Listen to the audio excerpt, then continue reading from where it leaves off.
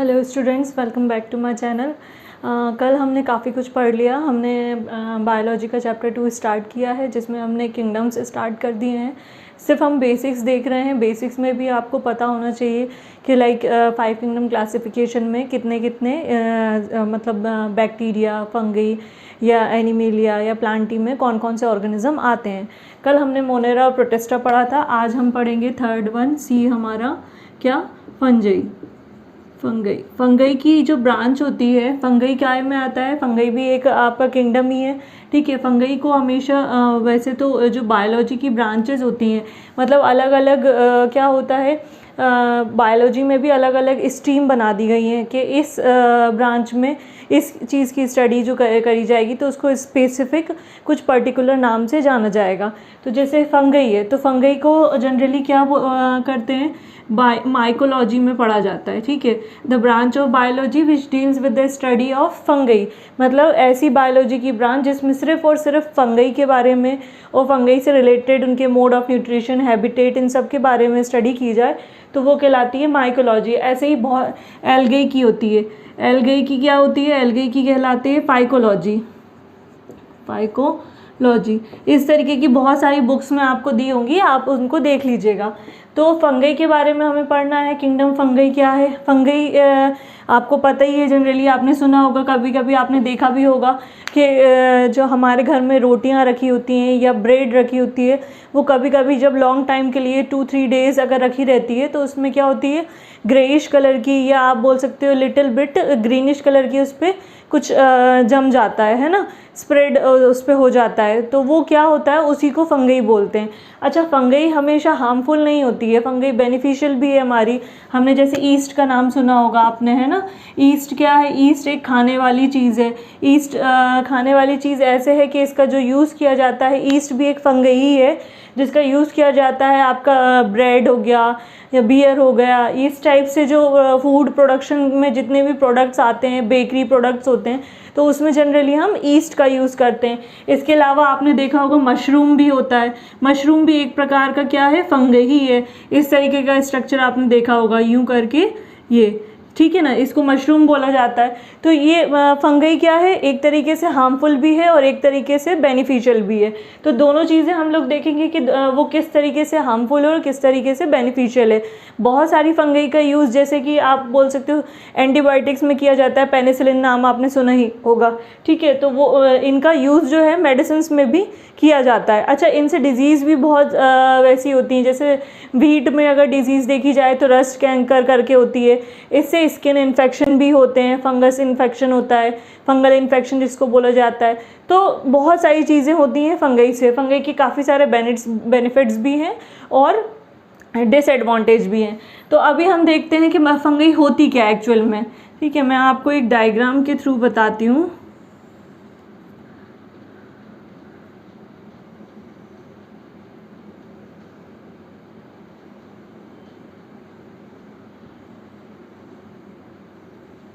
इस तरीके का कुछ स्ट्रक्चर रहता है। ठीक है, और ये आपस में इस तरीके से अटैच भी रहते हैं।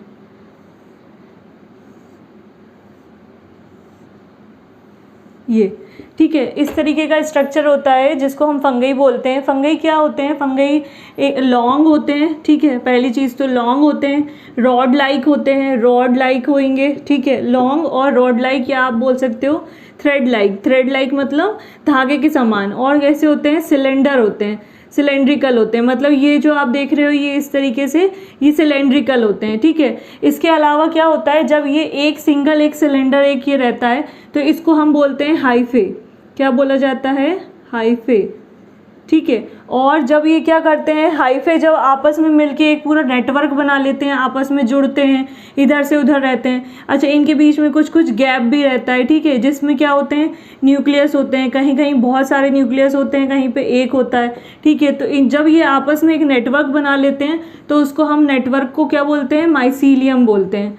क्या बोलते हैं, माइसीलियम। जब हाइफे क्या करते हैं, हाइफे एक नेटवर्क बना लेते हैं तो उसको क्या बोला जाता है, माइसीलियम। फंगई क्या करती है, बीच में इसमें क्या होते हैं, सेगमेंट्स होते हैं, फ्रेगमेंट आप बोल सकते हो, सेगमेंट्स होते हैं, सेगमेंटेड होती है, छोटे छोटे न्यूक्लियस होते हैं, तो इसको मल्टी न्यूक्लिएटेड भी बोला जाता है। क्या बोला जाता है, मल्टी न्यूक्लिएटेड। ठीक है, इसके अलावा और भी बहुत सारी इसकी हमने बताया कि long rod like, thread like, cylindrical होती है। जो लंबे लंबे रॉड लाइक होते हैं इनको हाइफे बोलते हैं। जब हाइफे नेटवर्क बनाते हैं तो उसको माइसीलियम बोला जाता है। ये मल्टी न्यूक्लिएटेड होती है। साथ में इसकी जो सेल वॉल होती है, ठीक है, सेल वॉल वो किससे बनी होती है? वो बनी होती है काइटिन से या पॉलीपेप्टाइड चेन या आप बोल सकते हैं पेप्टाइडोग्लाइकेन की। किसकी बनी होती है? पेप्टाइडोग्लाइकेन। ठीक है, ये याद रखिएगा, ये ऑब्जेक्टिव में पूछा जाता है जनरली कि फंगई की जो सेल वॉल है वो किससे बनी होती है। तो सेल वॉल काइटिन, साथ में किससे? पेप्टाइडोग्लाइकेन से। ये स्ट्रॉन्ग नेटवर्क होता है किसका? प्रोटीन का। हार्ड होता है, बहुत ज़्यादा हार्ड होता है। अच्छा, फंगई हमेशा लॉन्ग उसमें नहीं होती, फंगई स्पोर्स के फॉर्म में भी पाई जाती है। ठीक है, वो हम देखेंगे कि किस तरीके से स्पोर्स के फॉर्म में पाई जाती है। अच्छा, ये क्या होती है? अब ये तो हमने इसका स्ट्रक्चर देख लिया। अब हम आते हैं इसके क्या मोड ऑफ न्यूट्रिशन पे। ये पैरासिटिक भी होती है। ठीक है, पैरासिटिक मतलब हार्मफुल, पता ही है आपको, जो कि क्या लिविंग ऑर्गेनिज्म को क्या कर दे? पूरी तरीके से डेड कर दे। लिविंग ऑर्गेनिज्म को एक तरीके से पूरा एनगल्फ कर जाए, उससे न्यूट्रिशन ले ले, वो कहलाते हैं क्या? पैरासिटिक। तो ये पैरासिटिक भी होती है। ये सेप्रोफिटिक भी होती है। सेप्रोफिटिक मैंने आपको बताया था क्या होता है, जो कि डेड डिकेइंग ऑर्गेनिज्म पे सर्वाइव करे, मतलब ये डेड, ये हमेशा लिविंग पे होता है पैरासिटिक, ये डेड पे होता है। डेड मतलब जो डेड ऑर्गेनिक मैटर रहता है, जो सड़ा गड़ा हुआ जो मैटर होता है उस पे ये जम जाती है। ठीक है, दूसरी चीज़ ये सिम्बायोटिक भी होती है। सिम्बायोटिक का मतलब होता है, सिम का मतलब होता है टू, आपस में, मतलब दोनों एक दूसरे को म्यूचुअली क्या करें?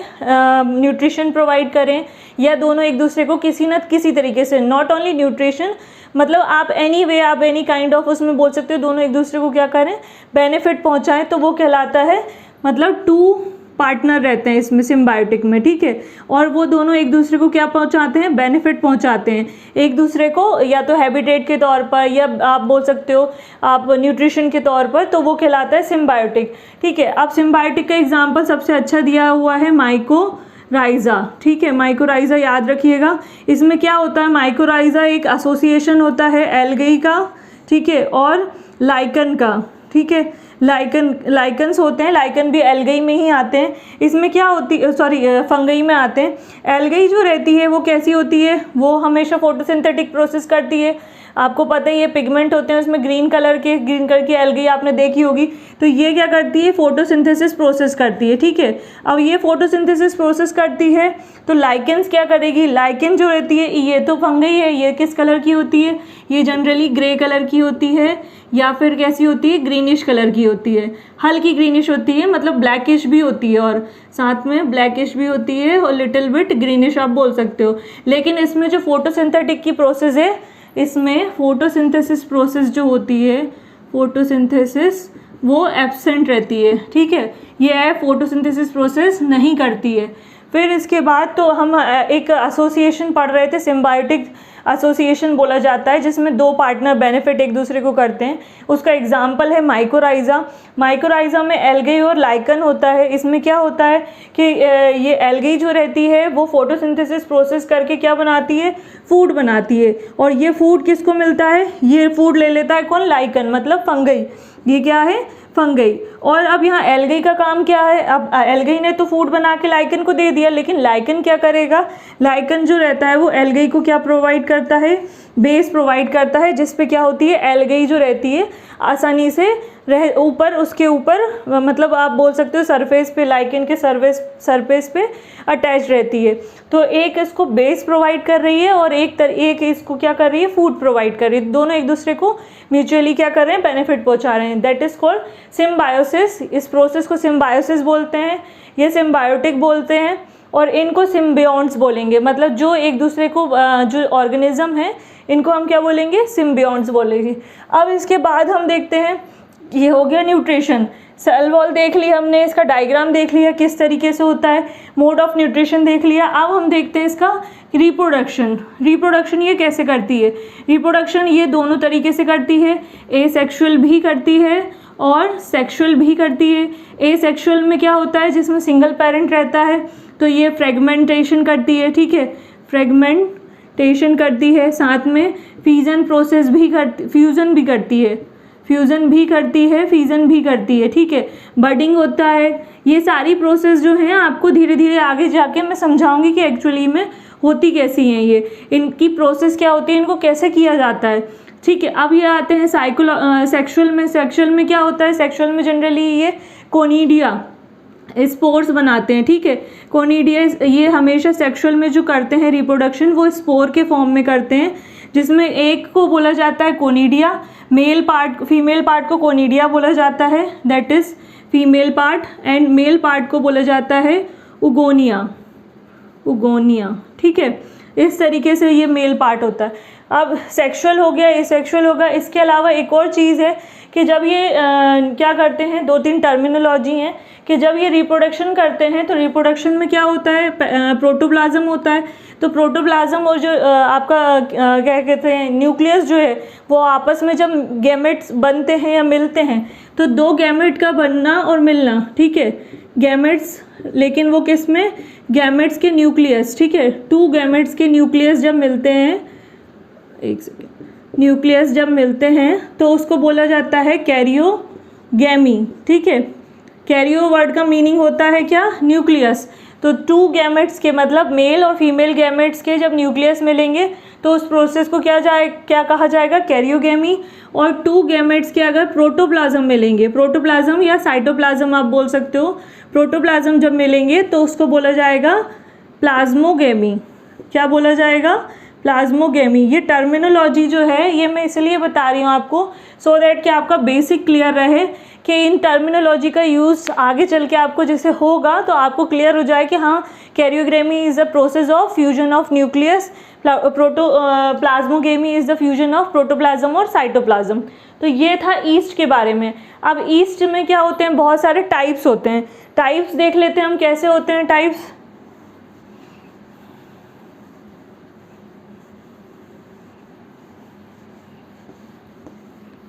ईस्ट में टाइप्स होते हैं, जैसे कि सबसे पहला टाइप है एस्कोमाइसिटीज, ठीक है। फिर है बेसिडियोमाइसिटीज। जनरली क्या होता है कि जो फंगई होती है उसमें क्या होते हैं, ये सिटीज़ वाले वर्ड जो होते हैं वो ज़्यादा यूज़ होते हैं, ठीक है। तो इससे आप याद भी रख सकते हो। फिर है डिट्रोमाइसिटीज, ठीक है। फोर्थ है, और भी ऐसे बहुत सारे हैं, एस्कोमाइसिटीज, बेसिडियोमाइसिटीज, डिट्रोमाइसिटीज, और भी बहुत सारे हैं। हम एक एक करके देखते हैं। सबसे पहले हम देखते हैं एस्कोमाइसिटीज। अब हम देखते हैं फंगई के टाइप्स। फंगई के टाइप्स क्या होते हैं, फंगई के कितने टाइप्स की होती है ये हम लोग देखेंगे। फंगई काफ़ी सारे टाइप्स की है, मैंने अभी यहाँ पे आपको बुक में 4 ही बताए हुए हैं तो उसी के अकॉर्डिंग मैं आपको बता रही हूँ। एस्कोमाइसिटीज़, बेसिडियोमाइसिटीज़, डिट्रोमाइसिटीज़, फाइकोमाइसिटीज़।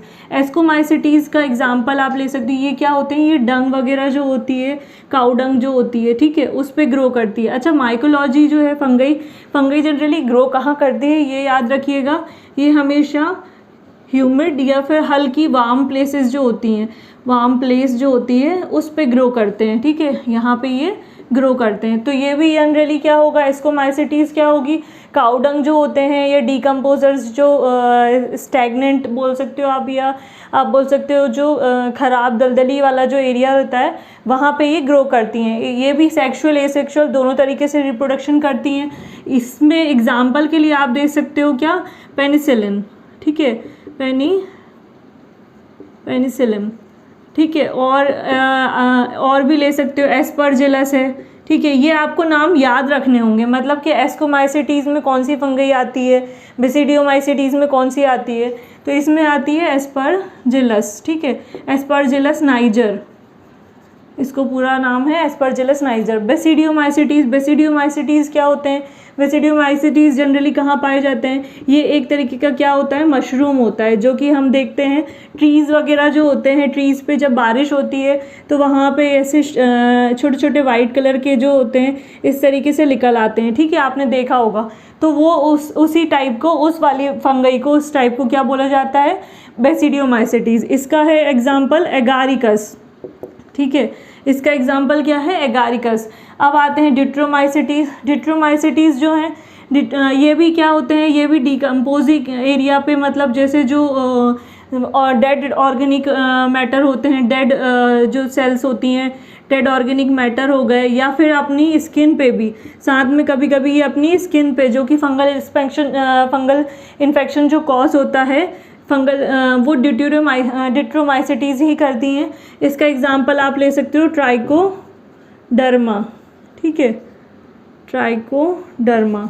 फिर इसके बाद आते हैं फाइकोमाइसिटीज़। फाइकोमाइसिटीज़ जो होते हैं वो क्या करते हैं, फाइकोमाइसिटीज़ ये भी एसेक्सुअल सेक्सुअल दोनों रिप्रोडक्शन करते हैं।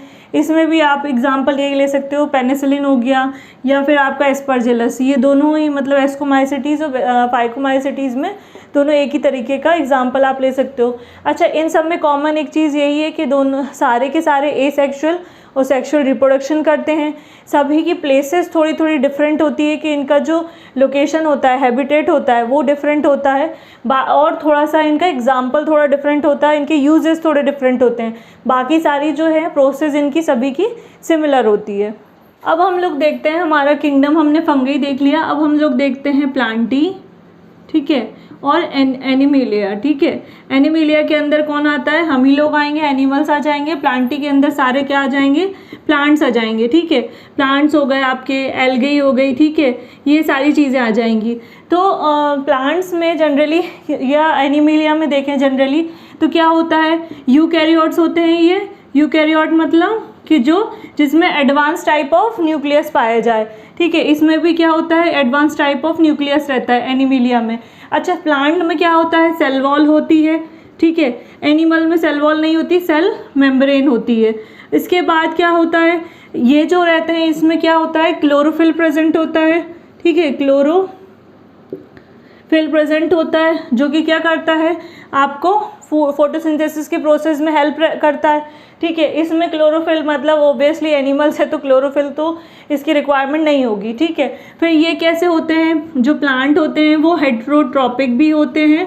हेटेरोट्रॉपिक का मतलब होता है जो डिपेंड करते हैं। अच्छा, ये हेटेरोट्रॉपिक कैसे हुई, ये तो ऑटोट्रॉपिक है, ये तो अपना खाना खुद बनाते हैं। मैं बताती हूँ आपको, ऑटोट्रॉपिक मतलब जो फोटोसिंथेसिस की प्रोसेस करें, अपना खाना खुद बनाए, क्योंकि प्लांट हैं तो खाना खुद ही बनाते हैं, फूड अपना खुद बनाते हैं। लेकिन ये हेटेरोट्रॉपिक भी होते हैं, कैसे, जैसे कि इंसेक्टिवोरस होते हैं। इंसेक्टिवोरस का मतलब होता है जो इंसेक्ट को ईट इंसेक्ट्स, ठीक है, जो कि इंसेक्ट को ईट करते हैं। इसमें आता है, ये प्रोसेस आपकी कहलाती है पैरासिटिक, ठीक है। ये प्रोसेस क्या कहलाती है, पैरासिटिक। इसमें आता है आपका कुकेस्टा हो गया, ठीक है। इसके बाद एक नेप्थनीज हो गया, ठीक है। ये इस तरीके के प्लांट्स होते हैं। इनका जो स्ट्रक्चर होता है, जैसे कि आपने इस तरीके का स्ट्रक्चर देखा होगा, यहाँ पे लिड लगी रहती है इस तरीके से, ठीक है। इसको नेप्थनीज बोला जाता है। जब भी कोई इंसेक्ट इनकी इस पे आके बैठता है तो ये लिड क्लोज हो जाती है और यहाँ से जूस वगैरह सीक्रेट होते हैं, डाइजेस्टिव जूस, और उसको डाइजेस्ट कर लेते हैं। इंसेक्टिवोरस प्लांट्स का मतलब ही ये होता है जो इंसेक्ट्स को खा के अपना जो भी है एनर्जी या जो भी है उनको फूड जो है वो अपना कंडक्ट करते हैं, डाइजेशन कंप्लीट करते हैं। तो ये हेटेरोट्रॉपिक भी होते हैं, मतलब प्लांट जो है वो हेटेरोट्रॉपिक भी हैं, ऑटोट्रॉपिक भी हैं। अब आते हैं एनिमेलिया पे। एनिमेलिया ऑब्वियसली हेटेरोट्रॉपिक ही, हम हमारे फूड के लिए प्लांट्स और एनिमल्स पे ही डिपेंड करते हैं। प्लांटी और एनिमेलिया के बारे में, दोनों के बारे में हम ब्रीफ में पढ़ेंगे चैप्टर 8 और चैप्टर 4 में। अब हम देखते हैं हमारा नेक्स्ट टॉपिक्स, वायरस। क्योंकि वायरस क्या हुआ, देखो अभी तक हमने क्या देखा, हमने फंगई देखा, ठीक है, एल्गी देख लिया, फिर इसके बाद हमने बैक्टीरिया देख लिया, यूनिसेलुलर देख लिए, एनिमल देख लिए, प्लांट देख लिए। लेकिन व्हिटेकर जो थे उन्होंने एक चीज़, एक टर्मिनोलॉजी या कुछ टर्मिनोलॉजी पे ध्यान नहीं दिया, जैसे कि वायरस। वायरस एक अलग ही चीज़ है, वायरस अभी तक नाम आया नहीं था, तो वायरस के बारे में भी पढ़ना ज़रूरी है। वायरस इंपॉर्टेंट रोल प्ले करता है हमारे वैक्सीन वगैरह बनाने में, प्लस जो डिजीज़ होती हैं उसको कॉज करने में, तो उसके बारे में भी डिस्कवरी हुई। आइवानोस्की जो है उन्हीं ने डिस्कवरी की थी, अभी हम उसके बारे में ब्रीफ में पढ़ेंगे। वायरस एक डिजीज़ कॉजिंग एजेंट है। तो देखते हैं हमारा नेक्स्ट टॉपिक, वायरस। तो हम लोग देखते हैं वायरस के बारे में। वायरस क्या होते हैं, वायरॉइड्स क्या होते हैं, ये हमारा लास्ट टॉपिक है। वायरस क्या है? वायरस को डिस्कवर किसने किया था? DJ आइवानोस्की ने किया था, 1892 में किया था। ठीक है, वायरस का मीनिंग होता है वेनम, मतलब पॉइजनस। वायरस कैसा होता है? एक कनेक्टिंग लिंक होता है लिविंग और नॉन लिविंग के बीच का। मतलब कि आप कह सकते हो कि ये अगर बाहर है, मतलब ये एक सेल है, ठीक है, मान के चलिए यूनिसेलुलर ऑर्गेनिज्म है, लेकिन ये क्या है? कनेक्टिंग लिंक है लिविंग और नॉन लिविंग के बीच में। जब तक ये बाहर रहता है, बाहर इन द सेंस कि इन्वायरमेंट में रहता है, तो ये नॉन लिविंग रहता है, इसमें ये कोई भी एक्टिविटी शो नहीं करता। लेकिन जैसे ही ये किसी भी लिविंग सेल के पर्टिकुलर, चाहे वो यूनिसेलुलर हो या मल्टी सेलुलर हो, उसके कांटेक्ट में आता है, तो ये क्या करता है? ये अपनी एक्टिविटी स्टार्ट कर देता है। तो जब ये बाहर रहता है, आउटसाइड द इन्वायरमेंट रहता है, तो ये किस फॉर्म में रहता है? ये क्रिस्टल फॉर्म में रहता है। क्रिस्टल किस से बना होता है? प्रोटीन से बना होता है। प्रोटीन मतलब आउटसाइड दी सेल, ठीक है, और नॉन लिविंग फॉर्म में रहेगा। कैसा रहेगा? लेकिन डेड रहेगा, कोई भी एक्टिविटी शो नहीं करेगा। लेकिन जैसे ही वो लिविंग सेल के कांटेक्ट में आएगा, तो ये खुद अपनी एक्टिविटी स्टार्ट कर देता है। अब ये आरएनए की खोज जो आइवानोस्की ने की थी 1892 में, इन्होंने 2 बैक्टीरिया मतलब 2 वायरस खोजे थे। वायरस में उन्होंने सबसे पहला देखा था टोबैको मोज़ाइक वायरस और TMV जिसको बोला जाता है, और एक देखा था बैक्टीरियोफेज। बैक्टीरियोफेज में बैक्टीरियो का मतलब होता है बैक्टीरिया, फेज का मतलब होता है टू ईट, मतलब जो वायरस बैक्टीरिया को खा जाते हैं, ऐसे वायरस जो बैक्टीरिया को खाते हैं, जो उनका फूड बनाते हैं, वो कहलाते हैं बैक्टीरियोफेज। TMV की खोज कैसे हुई? TMV जो था टोबैको मोज़ाइक वायरस, टोबैको में क्या हो रहा था? बहुत ज़्यादा इन्फेक्शन हो रहा था। तो आइवानोस्की ने क्या किया? इसका एक्सट्रैक्ट निकाला है, ठीक है। आइवानोस्की और बेक्जरनिक करके भी एक साइंटिस्ट आए थे, उन्होंने इसका एक्सट्रैक्ट निकाला, जहाँ से ये मान लीजिए यहाँ से सड़ रहा है या यहाँ से ख़राब हो रहा है, तो उस जगह का एक्सट्रैक्ट निकाला। एक्सट्रैक्ट का मतलब होता है लिक्विड, किसी भी चीज़ का सोर्स, जैसे जूस आप निकालते हो, ऐसे ही इन्होंने सड़े हुए उतने टोबैको का क्या निकाला?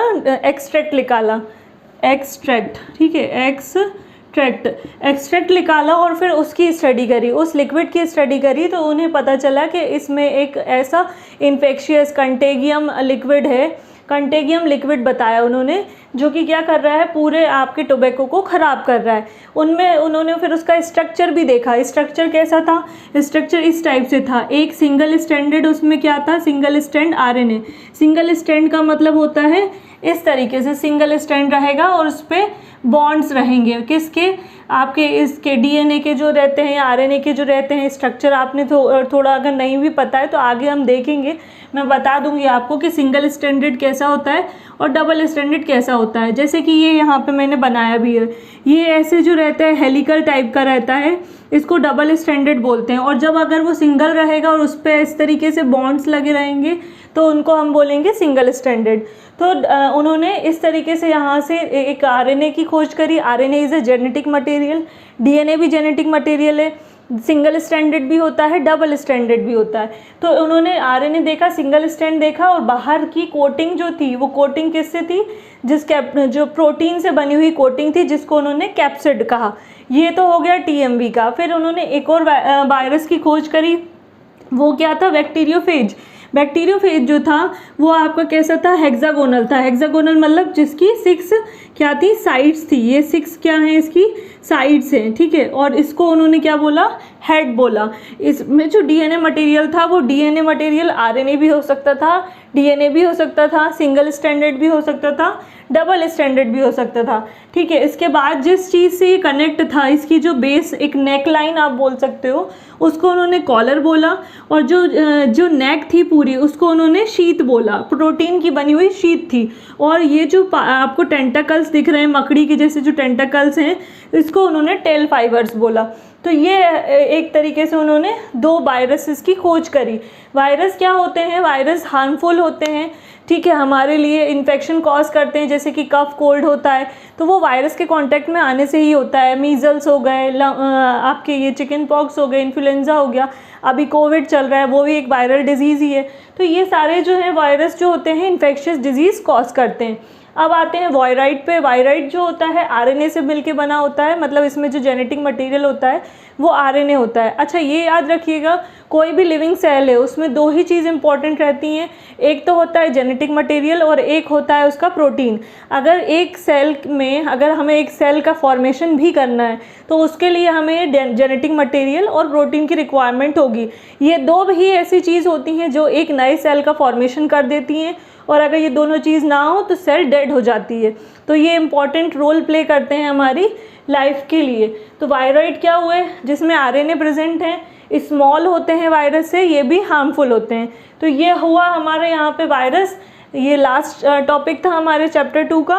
अब हम देखेंगे चैप्टर 3। इस चैप्टर में आपको जो भी चीज़ क्लियर नहीं हुई है या आपको समझ में नहीं आई है तो आप कमेंट सेक्शन में मुझे करके बताइएगा, और साथ में इसको आप टॉपिक को इस तरीके से शॉर्ट वे में अगर याद कर लें, ये एक हायरार्की आप बना के रख लें कि इस टाइप से ये होता है ये सारी चीज़ें, तो ये इम्पॉर्टेंट रहेगा और बेस में आपके ये क्लियर रहेगा।